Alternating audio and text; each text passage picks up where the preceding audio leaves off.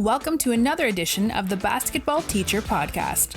Our mission is to bring you discussions on a wide array of topics in the coaching world to grow players on and off the court. You can connect with us on YouTube, Facebook, and Twitter, and also reach us directly through email at basketballteacherpodcast@gmail.com. Now, here's your host, Coach Mike Hernandez.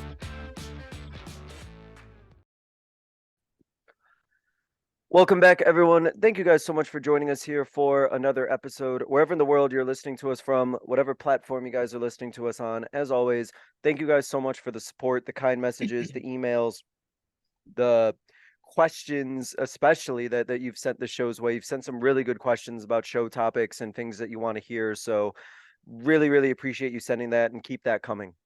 One of the things I love about doing this, and we're rapidly approaching 200 full episodes here, is covering basketball and covering coaching at like every single angle, talking about all different sorts of aspects of the game. And I love being able to talk to the guests and really get into maybe a certain niche or a certain topic, as you guys know who have listened for a while, that they're really passionate about, or maybe a unique part of their story or their coaching journey that we could really dive into, so that this show really just kind of covers everything and covers topics and explores things that maybe others aren't able to for whatever reason. And I think this is a really good example of that, because we're going to talk about something kind of very unique and very specific, but I'm going to talk with my guest about the conversion of reporting on basketball and seeing basketball through a journalist's eyes, and seeing basketball that way, while also coaching as well, and how those kind of translate to each other, how what you do recovering the game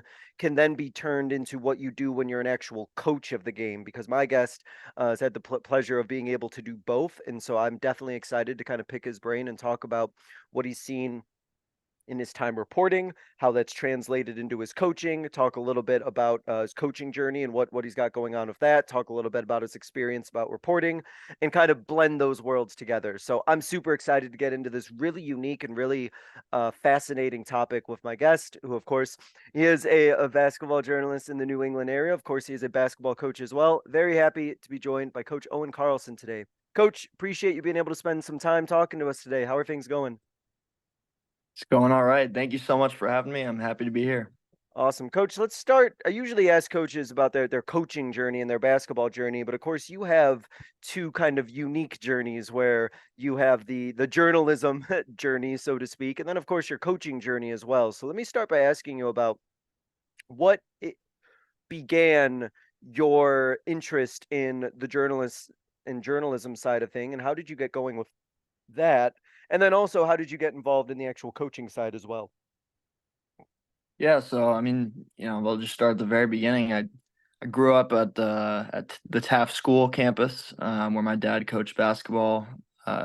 Went to as many practices and games as I could. It was always something I was really interested in. And in high school, I went to Tampa Prep, played there under Coach Joe Fenlon, who he was the runner-up in the USA Today. I think it's like just best coach in the country vote. Yeah. So that was a cool experience. And I got recruited to play D3. I played a little bit at Rhodes College. And then, after that, well, I guess also, in high school, I sort of studied video production. It wasn't like a major, but we had like you could pick like a concentration. So I've always been big into like just video editing and stuff like that. And I actually majored in music in college, with a focus also on the production side of things. So the sort of just multimedia background that I had, I combined that with my love of basketball, and it sort of just became the basketball journalism that I did. I started doing CBB New England, which you can find on Instagram. It's basically just, it covers all the Division I teams in New England, and just goes over like, when it was the off season, I was covering all the transfers that were happening. And now that the season has begun, I'm doing like game recaps and stuff like that, but really just focusing on New England specifically. And And then that sort of turned into getting connected with the New England Recruiting Report, which I really cannot emphasize enough. I mean, they've opened up so many doors for me. Working with Zach Sandberg and Dylan Thayer has been just an incredible opportunity. They're really awesome guys, and they've definitely taught me a lot about just the world of basketball as a whole. And so that has been awesome, and they've let me sort of grow within that organization, to where I've sort of become the main writer for them. And now I'm doing a lot of videography stuff, just creating highlight videos from our events and things like that. And this past summer, the first like real coaching I did, I mean, I had helped out with like, I did some YMCA teams and stuff like that when I was playing, but the first like real coaching gig I got was, this past summer right after graduating college, at Path Hoops in the Atlanta area. We worked with some really high level recruits, Peyton Marshall, CJ Brown. Peyton Marshall, I think he originally committed to Auburn, but now he's committed to Missouri. So that was just a great opportunity with Coach Tyson, Coach Tyson Campbell. And yeah, I mean that, I gave the longest version of the story there, but that was what pretty much led me up to this year when I began with Darrow. And I'd gotten connected with Coach Asan Sen, who, surprisingly during this year, he accepted a position with the Detroit Pistons, in a player development role. So it's been crazy to see the kinds of opportunities that are opened up, especially going from, directly from high school to the NBA level. It's really just unheard of to happen. But and then, as we were talking a little bit before we started here, I received the news recently that I was going to be laid off from my position there due to the school's financial struggles. And they said I think they're closing down after next school year as a whole. So yeah, I mean it's been a wild ride. Right after the head coach left, there was even a brief time where I was the only coach with the team. That's crazy. So it's really just been wild. But Yeah, that's where we are now. I mean, yeah, so many kind of twists and turns, and so many people that you've met along the way, and so many people around the game that you've been exposed to, that I'm really excited to kind of pick your brain on some of those lessons and some of those observations that you've had. I'm sure it's a really unique insight. And what I wanted to also ask, before we really dive into that topic, is uh you becoming a reporter, and I wanted to ask in general terms, advice that you would give to a listener, or somebody who may be listening, who may know somebody who may be interested in the reporting side of things and getting into the media side of basketball. What general advice would you give to somebody who may be seriously considering going down that path as something they want to pursue? No, absolutely. That's a great question. I would say, I mean, the number one thing is figure out if it's something you really love doing before you try to commit and like invest in doing that as your job. Um, you know, I don't usually tell people about this, but even before I did the CBB New England account, I was doing like another just more general D1 basketball news page. And that was just, I never really got a lot of attention on that, but I kept doing it. And eventually I realized sort of like, oh, I think I'm trying to cover too much ground here. I gotta specialize more in one area, make it pertain to a certain audience here, because, there's 361 Division I teams this year, and that's just too many to wrap your brain around for anyone, even if you're committing your full time and energy to doing that. It's too much. So even just looking at it in like the 23 New England teams it sometimes feels like a lot, but my point overall is just like, you gotta know that it's what you want to do, whether or not you're gonna get money from doing it, before you like really try to invest in doing it, is what I would say. And then other than that, it's really just the same as anything else, making the right connections and just doing what needs to be done. And I imagine, and I'll let you speak to that, but I just imagine in a position like that, uh, that connection, right? Those interpersonal skills to be able to, foster those connections. And I know that's like that in any job, but I imagine in something like the media side and the reporting side, like trust is a big deal, and being able to cultivate really strong relationships with others so that they do trust you and are willing to give you those opportunities has to be huge. I imagine just being able to foster those connections and be able to be a reliable person and really be a mature individual who can handle that load of responsibility. Absolutely, 100%. It's just, and I mean, you said it perfectly, but other than that, it's really just have that same trust for the people who are trusting you. Mhm. Let them know, be genuine with what you're trying to do, what your goals are, and they're, they have no reason to not try to help you if you're doing what needs to be done for them. Yeah, no, absolutely. That's a great point. So let me talk about your experience now as a coach, and let me start by asking you, how has your coaching philosophy been shaped by the experiences that you've had covering the game? How has your kind of identity kind of been molded by some of the things that you've seen on the media side? I'm definitely more in tune with the optics, and just sort of the surface level, than I think a lot of people are. And that can also have its downsides because there's often a lot more to things than sometimes what I originally had thought. Hmm. But it can help in terms of just the like seeing how certain teams have done things and how that has worked, and implementing that same strategy on the team that I'm a part of. It's often something along the lines of that I feel like it's the most helpful. But it's also just, the connections that I've made through the media side of basketball can be really helpful on the coaching side. Just getting extra attention for the guys, getting, a recruiting service that hasn't really paid attention before to give you more of a look, um, and just, yeah, I mean, it's an extra set of tools that you can use to help players get recruited.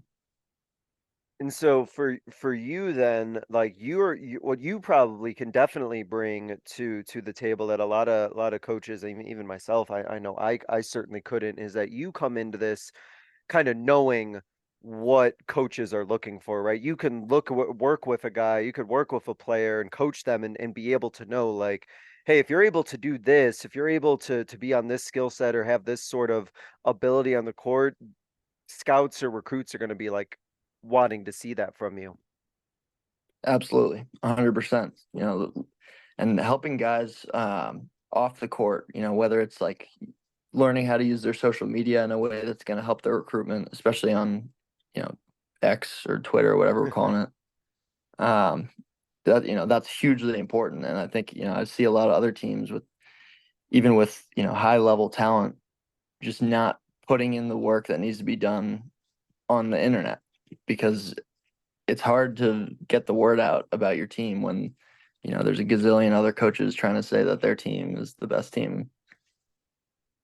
It's, So when you're working with a player then about that sort of aspect, what are you kind of telling your players? What are things that they need to be working on in regards to their social media to be able to stand out amongst a sea of all these other players and coaches that are out there?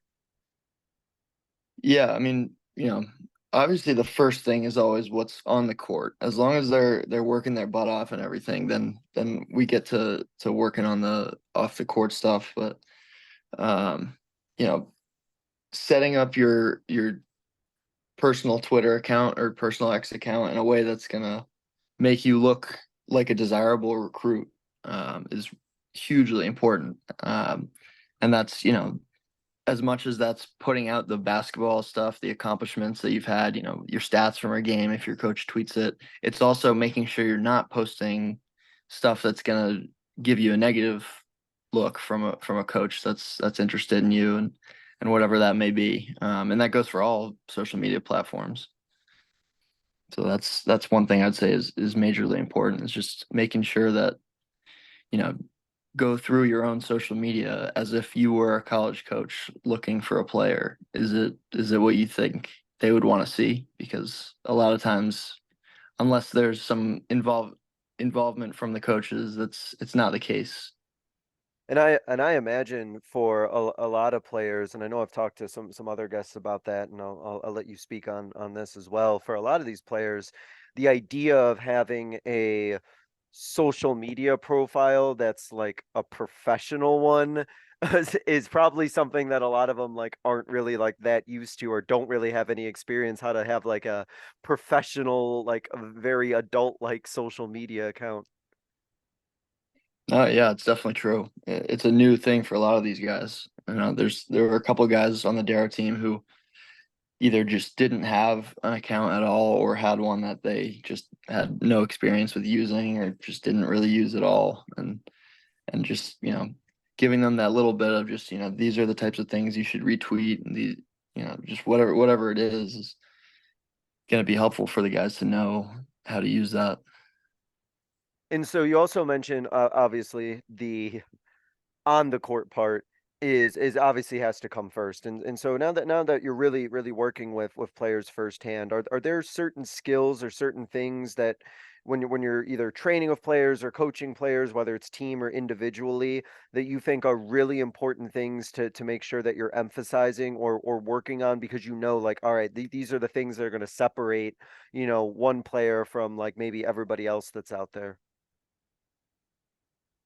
I mean, at the risk of sounding overly simplistic here, No, just go work for your it. butt off. Work Mhm. your butt off. That's always what it is. I was at an event in Middletown, Connecticut, and I was talking with a Wesleyan assistant, and I asked him like, what's something that you look for, even if you think it's something that other coaches wouldn't think of, like what are the kinds of things you're looking out for at an event like this? And Mhm. his response to me was literally just, who's gonna work the hardest. That's really always what it is. That's what they're looking for. And it's also just, the cheap, just giving your teammates high fives, being positive, supporting everybody else that's on your team. It's all the basic stuff. And then when it comes to the just like purely the skills of it, Mhm. I would say, personally, one thing that I think guys don't do enough is just individual work. Any chance you have to get in the gym, text one of your coaches, whoever it is, get in there and just like do what you need to do. 95% of the time, they already know what they need to be working on the most. It's just doing that.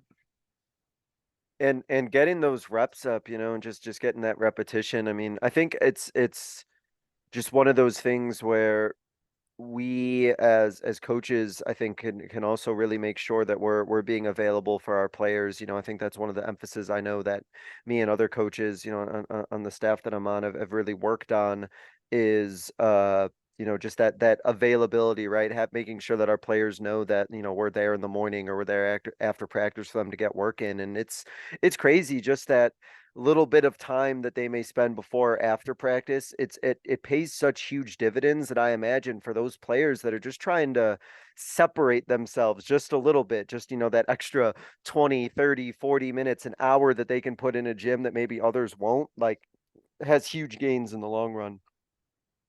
Absolutely. 100%. That's really all it is. And it's crazy though to hear you say that, and I agree about like the idea of like of the high fives and the effort and all that. But I mean, it's really interesting to kind of hear you say that, because I think sometimes players don't really realize that how much their body language kind of gives off, or how much, good or bad, how much their body language emits, or, the way that they make eye contact with somebody when a coach is talking to them, or the way that, like you said, they give those touches or those high fives. Like, I wonder if if players really realize how much that stuff is being noticed, and I feel that like the players that do like and do that stuff naturally, like, just have so many more pathways to success than the ones who aren't aware of that and whose body language maybe isn't the best all the time.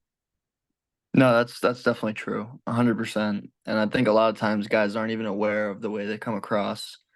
And that's something that has, I think I've been a little stronger with Mhm. dealing with just with my reporting background and just understanding the optics of everything.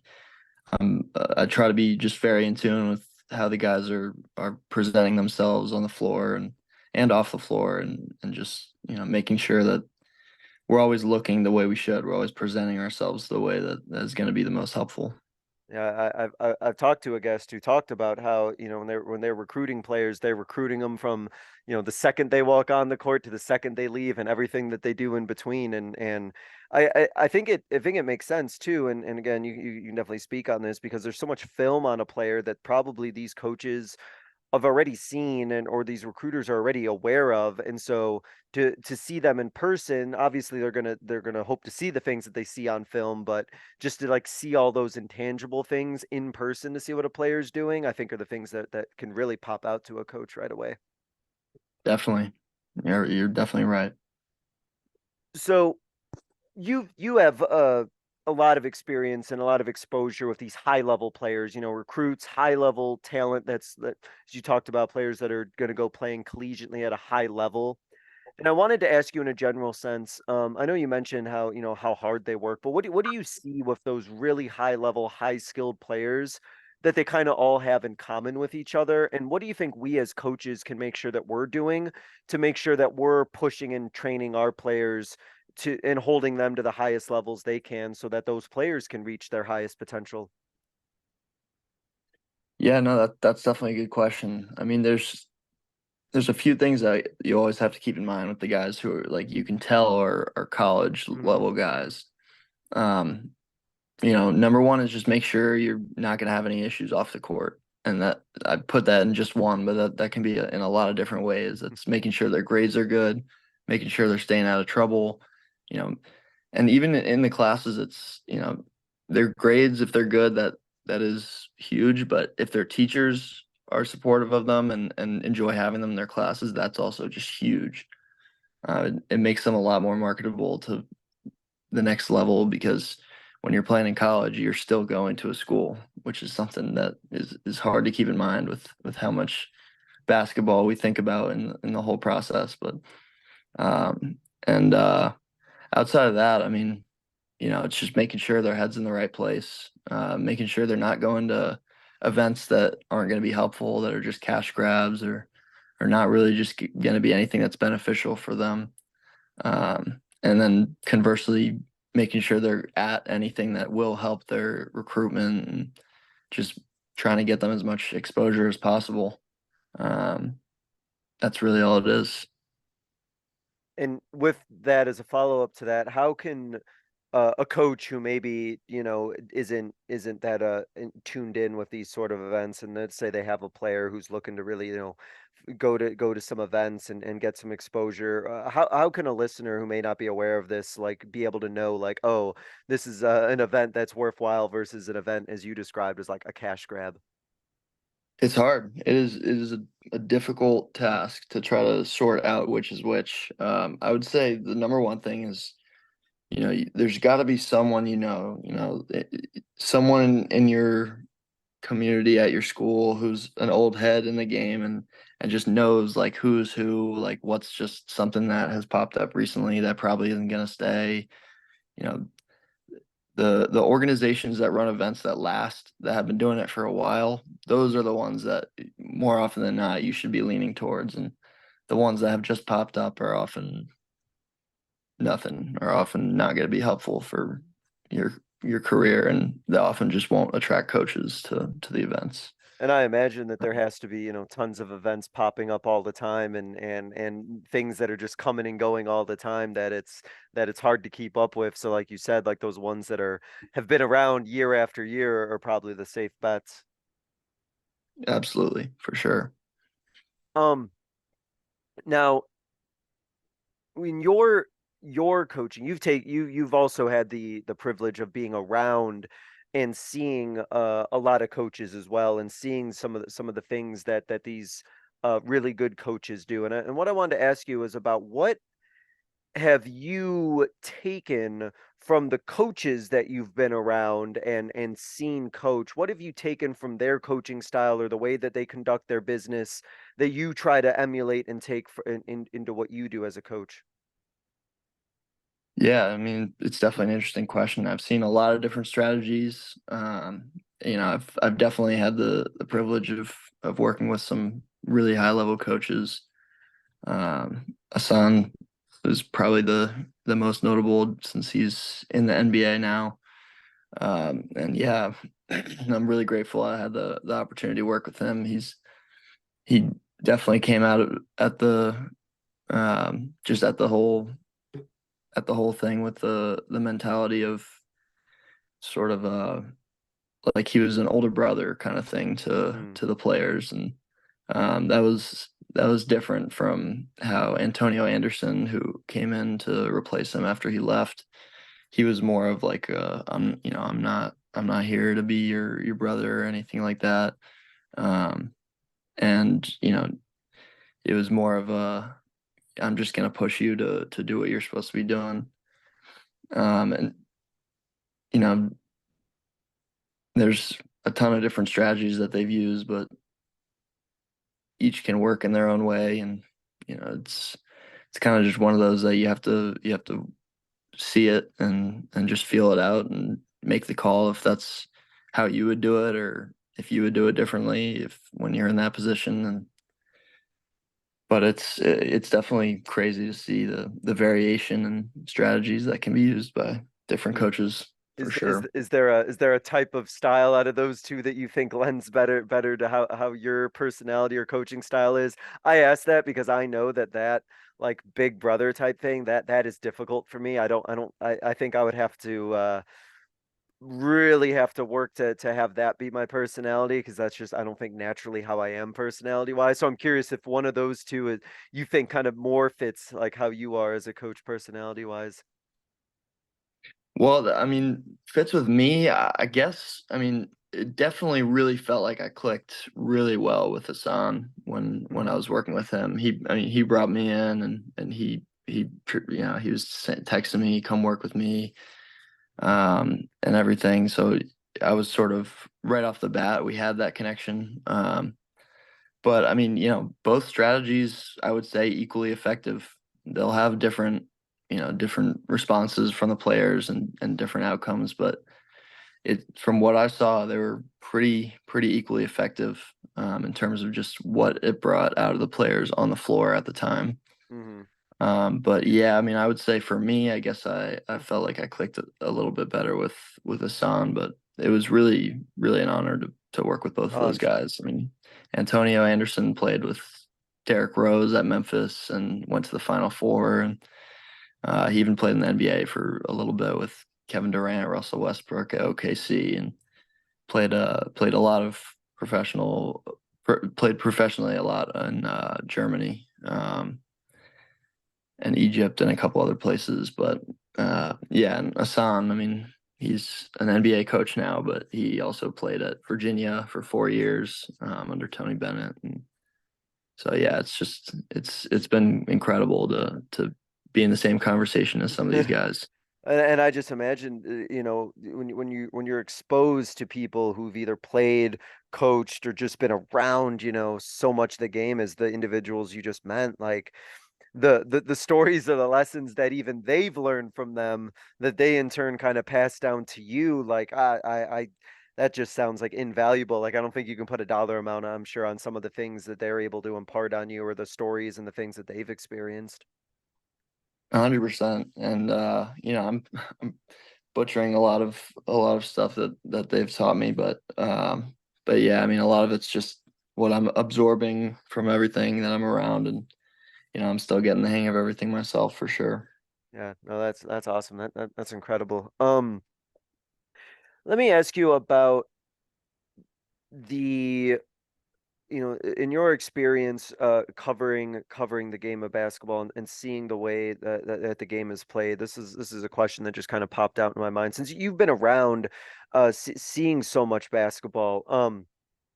Is there a certain style of play that you see that you think has really kind of like dominated kind of like the high school landscape, so to speak? Is there a way of playing that you've kind of seen like come up over and over again, that this is like the way that basketball is being played and being played really well? Or do you see kind of all types of different systems and all different types of things happen, and people kind of have success with all sorts of things? That's an interesting question. Do you mean more like on the individual level for a player or as a team team team for level as a team whole? level Yeah, I mean, I've seen it all, I would say. I mean, like Brimmer and May this year, that's a knapsack double A team in the Boston area. They got some really good guys. They have a player going to Texas A&M, another player going to Rutgers. hmm They don't have really a true big man. Maybe you could say that they have one of those two guys is a big, but they definitely don't have a center. And they've played in with a zone on defense that has sort of just been a way where they can just always double the big. And so, that's just one example, but it always just comes down to the personnel of the team at the time. And then obviously the coaches, if they're going to use the pieces that they have in the way that's best. But it's controversial because there's also people who say you should always play man. That's the only thing coaches care about is how they're going to play man and everything like that. So it's You that's a must have different heard me talk. You conversation. must have But heard me talk. No.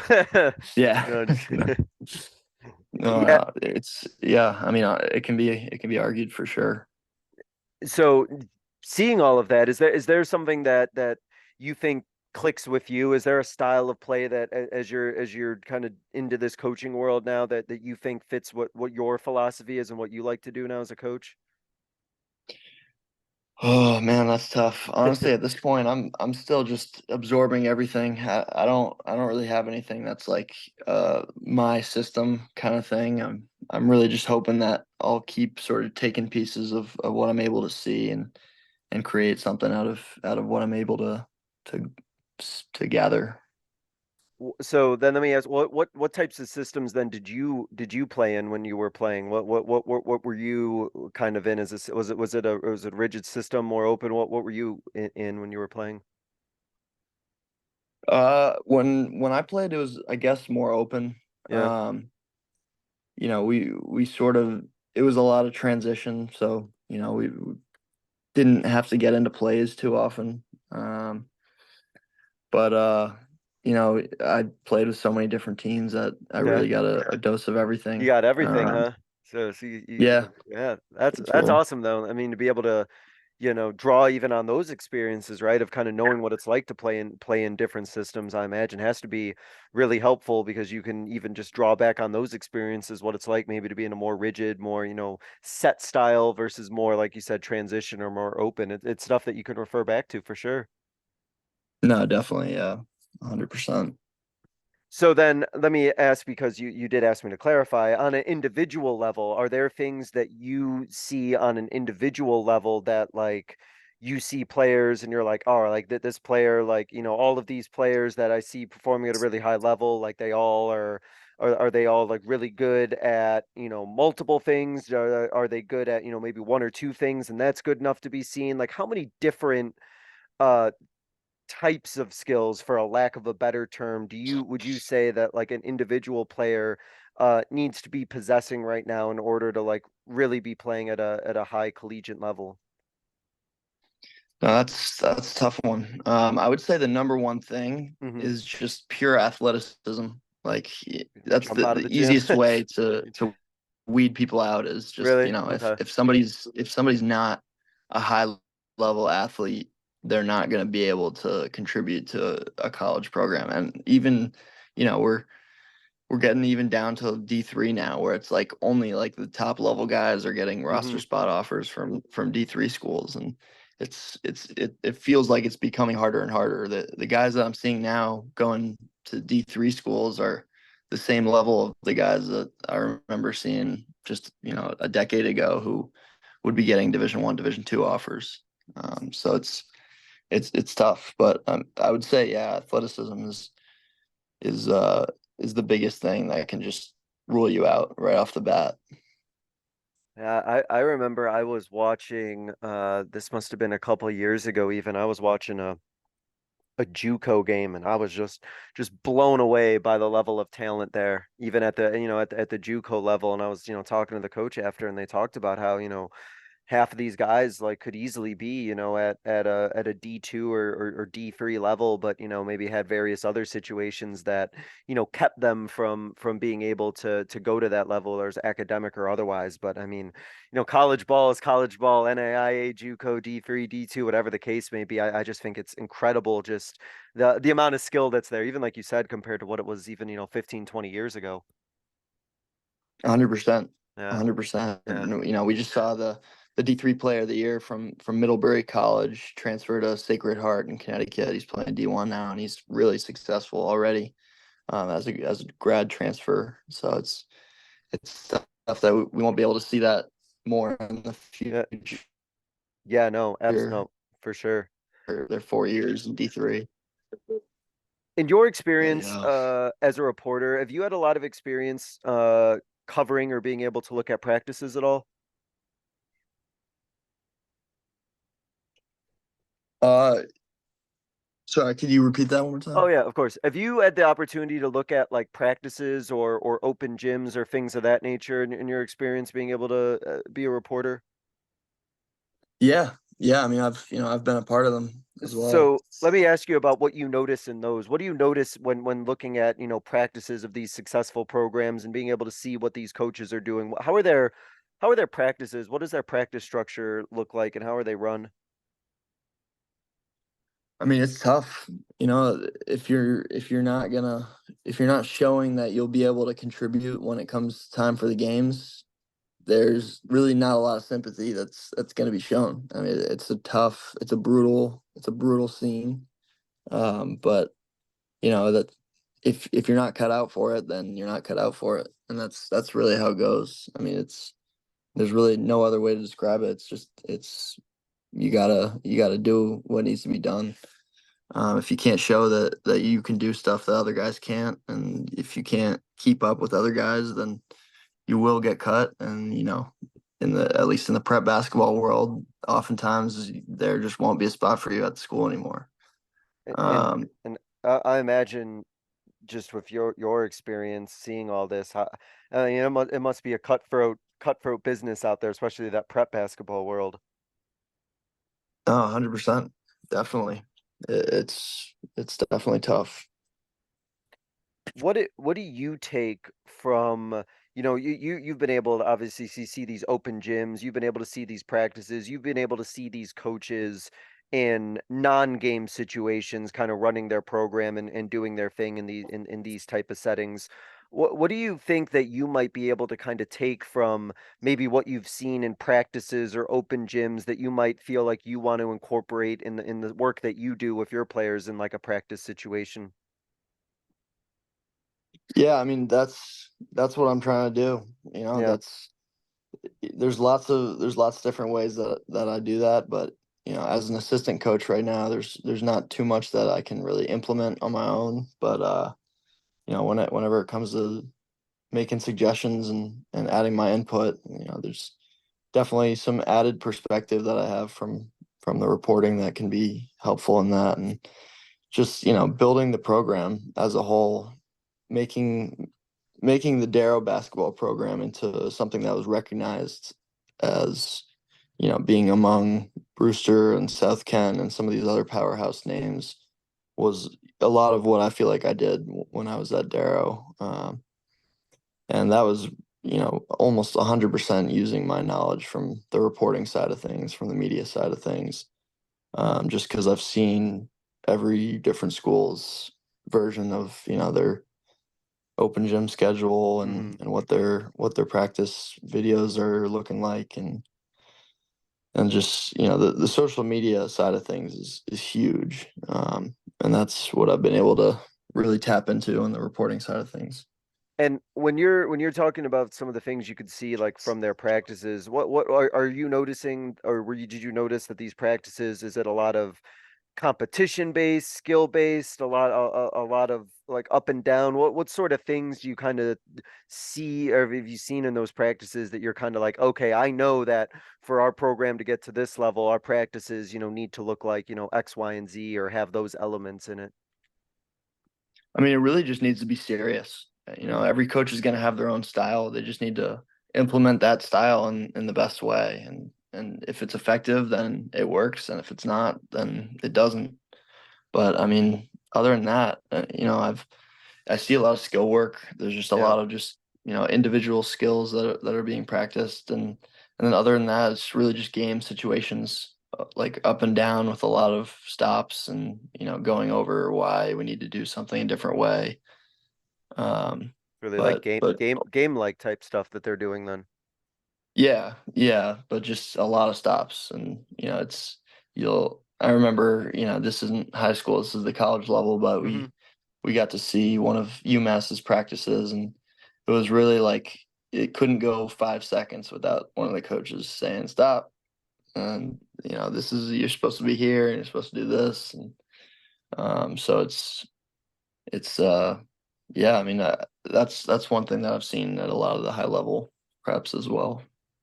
It's yeah, like I imagine it at a high level, and I'll obviously let you elaborate on this too, like that attention to those details, right? Because I imagine those high levels, a lot of these players have skills that they're working on or skills that they're really solid at, but they may be lacking in terms of those some of those finer points of those details to kind of really separate from the other high level programs that they make, and so having to kind of like teach those nuances or teach those you know things that may seem subtle but are really important are probably really huge at those type of practices at that high a level. No, for sure. And the way you do everything is important. Hmm. When coaches show up to watch an open gym, and they want to see like what the vibe is like at the school and with that program. Because if it's not a vibe that they think would fit well with what they have going, then it's gonna make it harder for them to recruit that player. If it doesn't seem like it's a serious vibe, then it's not going to be beneficial for the player. And so then on that turn, then it sounds like it's really important for us as coaches, to make sure that we're having those practices and treating these things like really seriously, because I think, as you mentioned, a coach doesn't want to be trying to recruit a player and think, oh, they've never really had like a really serious, really hard practice before, and I don't want to take a chance on that player because I don't know how they're going to respond to that because they've never been exposed to that at the high school level. And then when that happens, we as coaches are kind of doing our players a disservice because we may just take them out of the running of being recruited just because the practices aren't at a level that are acceptable to those coaches. 100%, 100%. And that's a tough one right Yeah. there, because if you're in a situation where that's happening, it's you know I mean, I guess I would never really put it on the player to make that call for themselves, whether or not they feel like they're getting the right type of they're in the right environment or not. But at least when they're at the high school level. But some programs just don't have what's necessary for at least the highest level guys. And it's if if you're a high level guy, you gotta go to a different spot. Oh, I'm sure you've covered a lot of that before, right? Of players recruiting and transferring, or players, at the high school level, at the prep level, like moving to different spots. I don't know what the transfer situation is like over there, but I know here where I am in Arizona, I know it's happening all the time where there's players going in and out and transferring or being actively recruited at the high school level. I imagine it must be happening all over the country. Oh, definitely, 100%. And it's real tough in the NEPSAC with all the rules they have in the NEPSAC. But yeah, there's a lot of transferring, and it- for example, one of the rules they have is after the season has started, or after the school year has started, a NEPSAC coach cannot talk to any player from another NEPSAC school. Hmm. But other than that, it's free game. So there's NEPSAC coaches reaching out all the time to different public schools, Catholic schools, and trying to get players. And it can be ugly sometimes for sure. Yeah, and because you have so much familiarity with that, is there any advice that you would give to a coach about like being worried that their players are being recruited away from them, or that players are going to feel pressure to recruit from there? Is there really anything you think a coach can do, or is it just sort of like, hey, this is just kind of the nature of the business these days? That's a tough one, honestly. I'm still trying to figure out the best answer to that myself. But I would, I tried to frame it as when I talked to the players that we would recruit at Darrow. Uh, there were a couple of times where I would try to talk to their high school coaches and frame the prep school option as an alternative to college rather than an alternative to their just the high school that the coach is at.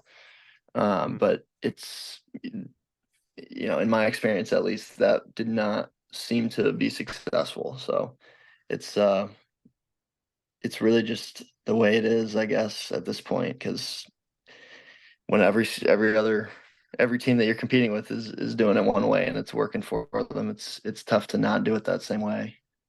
Yeah, I know at least at the high school level, where I'm at, I know that I've had these discussions with other coaches, and it's kind of the consensus has just sort of been that like the best, at least as of right now, that we can do is just build a culture and build as positive of a culture as we can and get all the buy-in that we can, and then just sort of accept that if somebody is looking to transfer or whatever the case is, then something may have happened where they weren't completely bought in to that culture that we have, and that's a chance for us to maybe reflect on what that is and maybe what we're missing, or maybe is there just something that somebody else can provide that like we can't, and trying not to take it personally, because I know it's hard for us, I think, as coaches to not take it personally, but I think if we don't, and we just in a way kind of accept that these is the way that things are, and this is how the choices that players have at their disposal these days. I think if we don't take that personally, I think it's going to save us maybe a lot of stress and a lot of like anxiety by just taking a more like level-headed approach to it. Yeah, yeah, it's Hard tough, to do and though. It's hard to do. yeah, no, it definitely is, because it just doesn't at this point. It doesn't seem like regular high school coaches are going to be able to see the prep school option as something that they're sending their kid to rather than something that's just stealing their kid away. Um, Yeah, I and guess I guess to what you yeah, said, it's kind of the way that you frame it, right? Like what is a prep school? If you look at it as like that bridge, or almost like you said, an alternate to college, and don't look at it as like another high school that they're going to, I think those are like two completely different perspectives. yeah, the bridge is a better word for it. It's like a temporary alternative, but yeah, it's more of a bridge is how I was trying to frame it Yeah, to these coaches. But yeah, but yeah, a mixed bag of results with that, huh?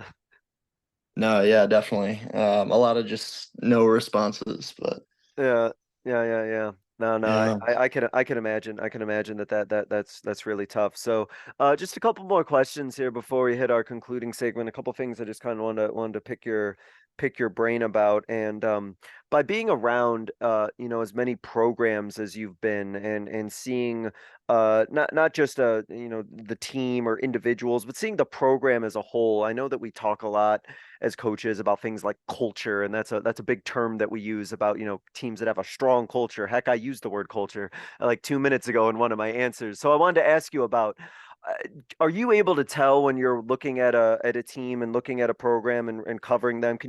Is it readily obvious which ones have like that really strong culture to them right away? That's a good question. Or Yeah, is I it one of mean, those things where it's like, like it's basketball, and they're out there playing, but it's maybe isn't like one of those things that like jumps off the page necessarily.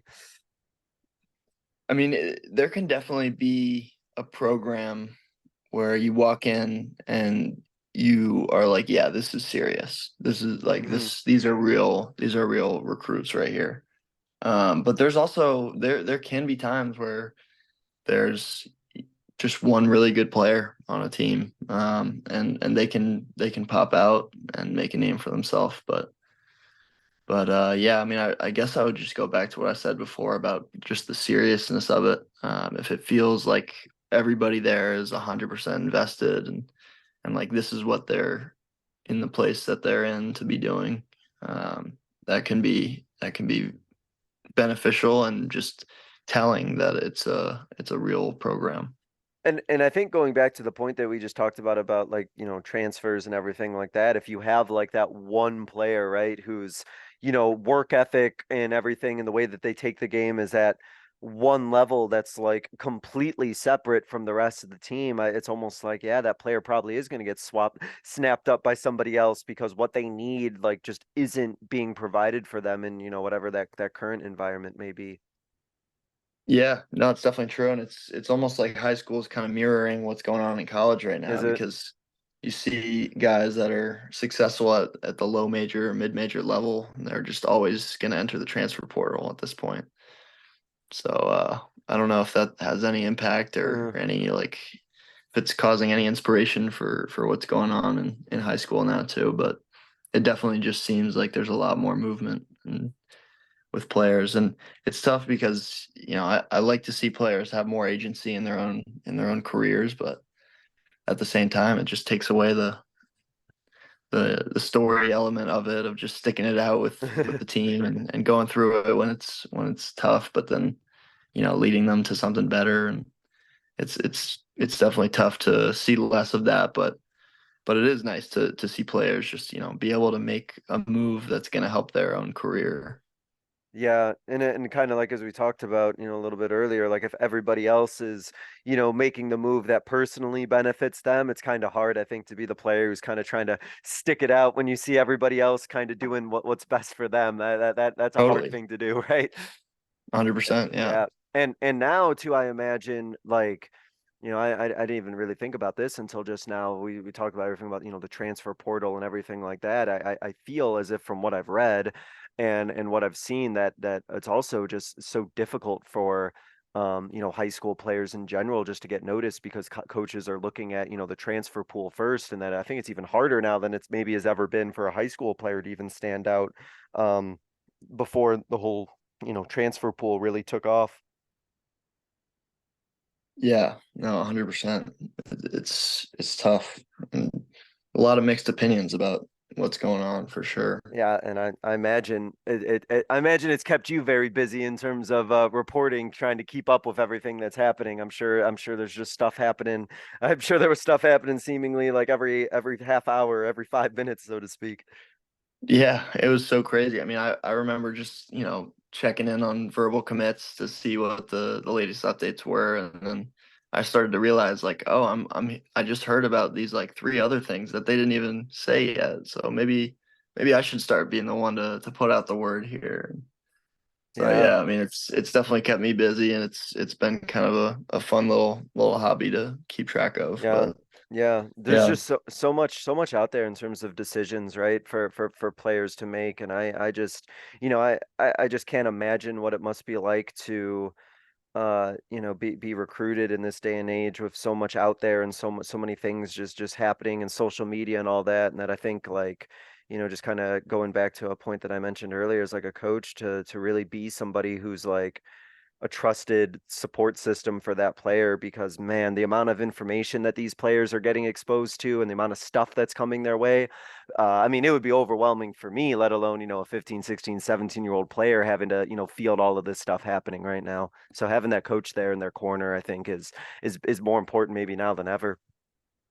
Yeah, yeah, it's so true. It is very true. I mean, a lot of a coach's job is not the X's and O's. Yeah, it's all of the program building, the relationships, the trust, all of that stuff. No, 100% agree.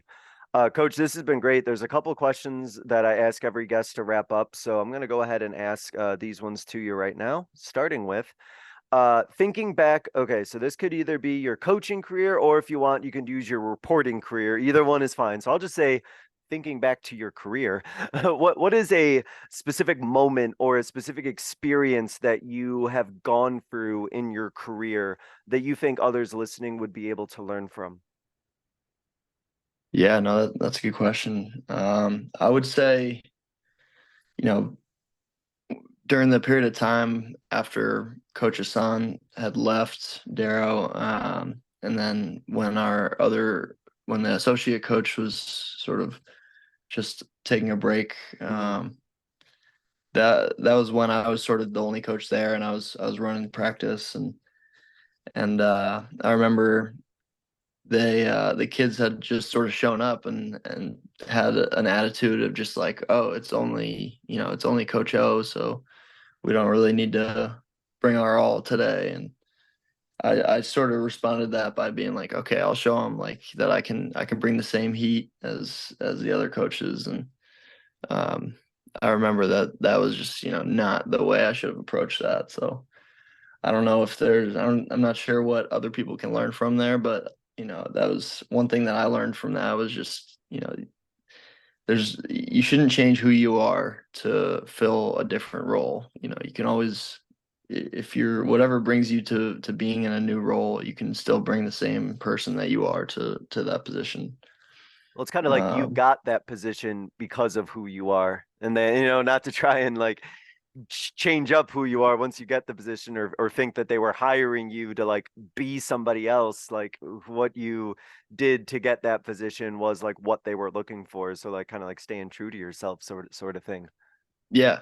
Yeah. Well said. That's for sure. And, I mean, the only other thing I would say for that is, that I learned from mistakes that I've made is just, I would say like recruiting, like for your own team, like it definitely requires like a level of touch and care that is, often just not used by coaches, because even going back to when I was a player, I remember my recruiting process. Like I remember just being so confused by everything. I was so lost. Like I really just, if I didn't have my parents there to help me figure everything out, like it really would have been tough. So we're talking about now guys who are getting recruited to play high school, so they're even younger. And like that's just, I have to keep that in mind because it really is crazy to think about. Like you're not negotiating with the kids, you're negotiating with their parents through them or just directly with their parents. That's basically all that's really happening with that. And that's just something that is good to keep in mind, because you know you have to just be careful what you're saying to kids always.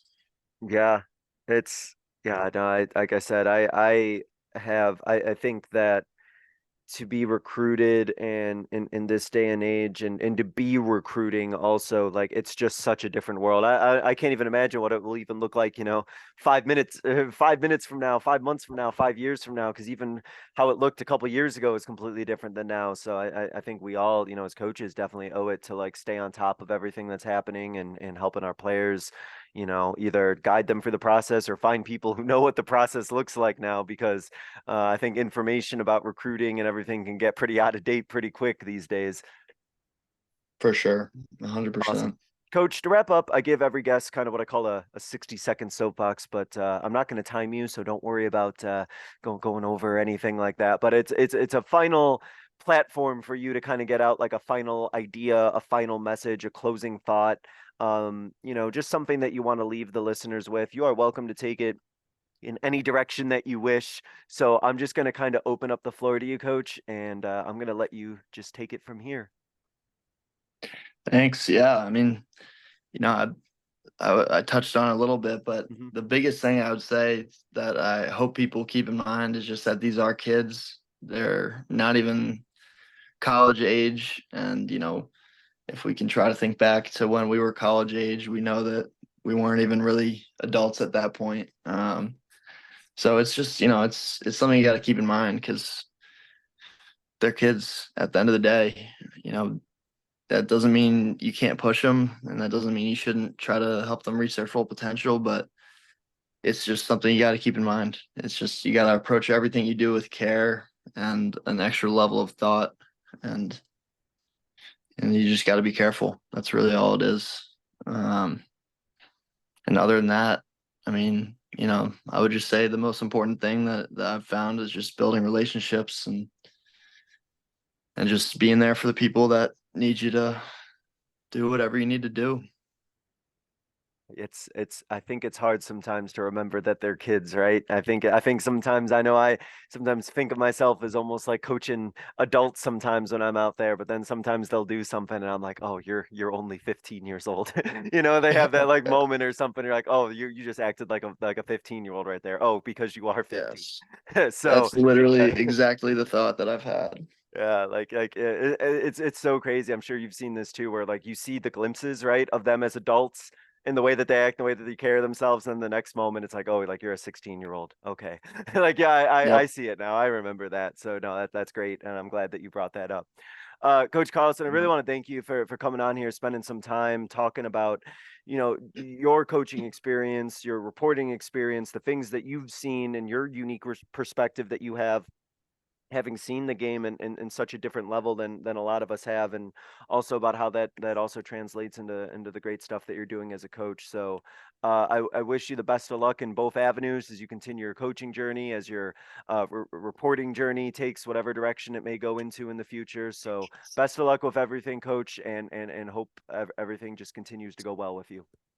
Yeah, thank you so much for having me. Really appreciate what you're doing with this pod, and hope everything's going well for you this season. Appreciate it, Coach. Appreciate all of you listening as well. Thank you so much. This was another edition of the Basketball Teacher Podcast. We will see you guys next time. Thank you for listening to another edition of the Basketball Teacher Podcast. Make sure to connect with us on YouTube, Facebook, and Twitter, or reach us directly through email at basketballteacherpodcast@gmail.com. Take care, be safe, and we'll see you next time.